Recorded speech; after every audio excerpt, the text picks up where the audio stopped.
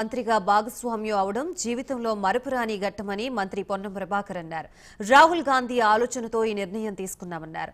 రైతులందరూ పంటల ఉత్పత్తి ద్వారా ఆర్థికంగా ఎదగడానికి రుణమాఫీ ఎంతగానో ఉపయోగపడుతుందని ఓ వీడియో విడుదల చేశారు. ఈ మేరకు రైతులందరికీ శుభాకాంక్షలు తెలిపారు.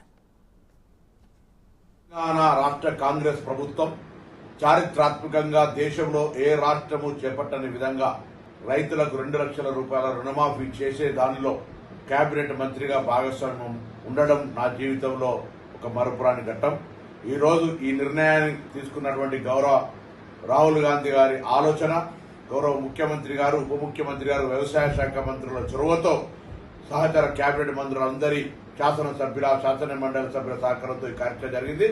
రైతన్నలందరూ ఉత్సాహంగా ఈ రాష్ట్ర అభివృద్ధిలో మరింత పంటల ఉత్పత్తి ద్వారా ఆర్థికంగా ఎదగడానికి ఈ యొక్క అవకాశాన్ని వినియోగించుకొని వ్యవసాయం పండుగగా చేయాలని ఆకాంక్షిస్తూ రైతన్నలందరికీ కూడా హృదయపూర్వకంగా శుభాకాంక్షలు.